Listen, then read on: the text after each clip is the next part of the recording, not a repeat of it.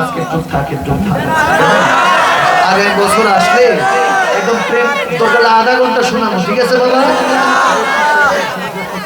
আচ্ছা আগে আমাকে বলো, do you love me? Do you love me? আজকে একটু থাক। এই লো ভালোবাসা, 14 ফেব্রুয়ারি ভালোবাসা সামনে আসতেছে, কিন্তু এটা যুবক, এটা কি আওয়াজ? মনে হয় আরাম আওয়াজই, তবে হারাম না আরাম? ক্ষতি কি হুজুর একদিনে লেগে? যে বলে সেও মৃত্যু, যে শুনে খুশি হয়েছে সেও মৃত্যু। ভালোবাসা একদিনের হতে পারে।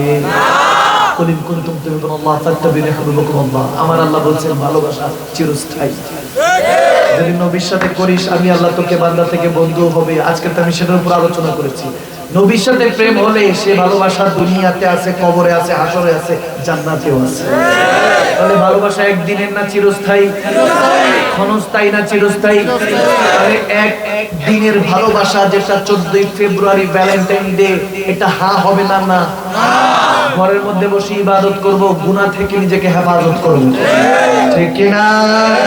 কখনো আমার নবীর আশিক আল্লাহর বান্দারা কখনো বেহায়াপনার মধ্যে উদ্বুদ্ধ হতেও পারে না, নিজেও যায় না, অন্য কেউ যাইতে দেয়।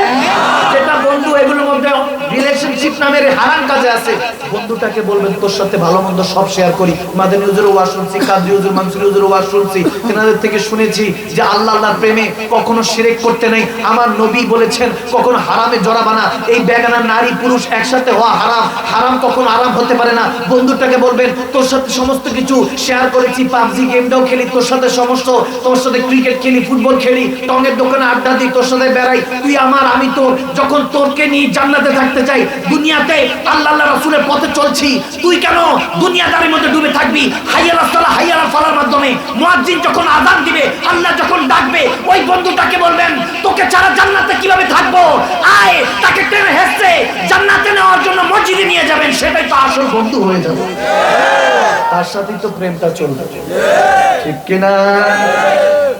আল্লাহ আমাদেরকে বুঝার তৌফিক দান করুন। মনে রাখবেন বেহায়াপনার মধ্যে কিছু নাই। আদ-দায়ুসু লা ইয়াদখুলুল জান্নাহ। দায়ুসগিরি যারা করে, বেহায়াপনার মধ্যে যারা থাকে, এই ভ্যালেন্টাইন ডে নামের যারা এই গুনার মধ্যে লিপ্ত থাকবে, তারা জান্নাতের সুঘ্রাণ পাবে। অথচ শায়ের এত সুন্দর করে বলেন, মালিক তুমি জান্নাতে নবীর পাশে আমার একটি ঘর বানিয়ে দিও, একটি ঘর বানিয়ে দিও। আমিন বলবেন না? সেই নবীর সাথে থাকতে রাজি আছেন?